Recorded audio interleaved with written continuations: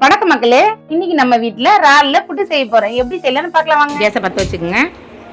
ஒரு கடாய் போட்டுக்கோங்க. ஒரு 4 ஸ்பூன் எண்ணெய் ஊற்றிக்கோங்க. 1/2 ஸ்பூன் கடுகு பருப்பு போட்டுக்கோங்க. கடுகு பொரிஞ்சு ஜீரகம் ஒரு 1/2 ஸ்பூன் போட்டுக்கோங்க. ஒரு 20 பல்லு பூண்டு பொடியை கட் பண்ணி வச்சுருக்கிறேன், அதை இதில் போட்டுருவோம். நல்லா 2 பரட்டி விடுங்க. சின்ன வெங்காயம் ஒரு 50 கிராம் பொடியை நறுக்கி வச்சுருக்கேன், அதை இதில் போட்டுருவோம். பெரிய வெங்காயம் ஒரு 100 கிராம், அதையும் கட் பண்ணி இதில் போட்டுருவோம். 2 பரட்டுங்க. பச்சை மிளகாய் ஒரு 3 பச்சை மிளகாய் பொடியை கட் பண்ணி வச்சுருக்கேன், அதை இதில் போட்டுருவோம். ஒரு கொத்து கருவேப்பிலை போட்டிருக்கேன், அதையும் இதில் போட்டுருவோம். போட்டு நல்லா 2 பரட்டுவோம். தேவையான அளவு உப்பு போட்டுக்குங்க.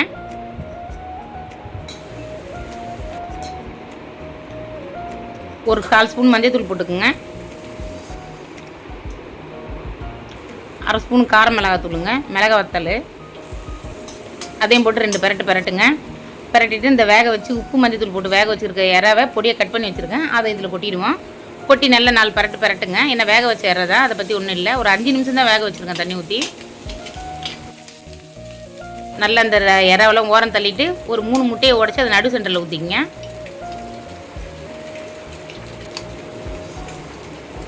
அடுப்பில் சிம்மில் வச்சுட்டு ஊற்றுங்க, இல்லைனா அடி பிடிச்ச மாதிரி ஆகிடும். நமக்கு போட்டு முட்டை பொட்டு மாதிரி வேணும்.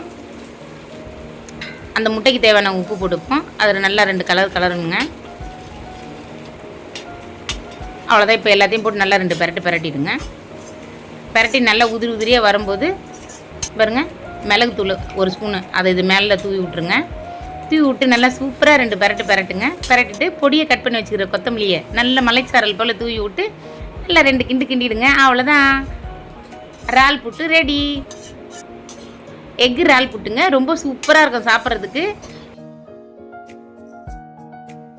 அவ்வளோதாங்க, இறால் புட்டு ரெடி ஆயிடுச்சுங்க. நீங்களும் செஞ்சு பார்த்துட்டு எனக்கு கமெண்ட் பண்ணுங்க.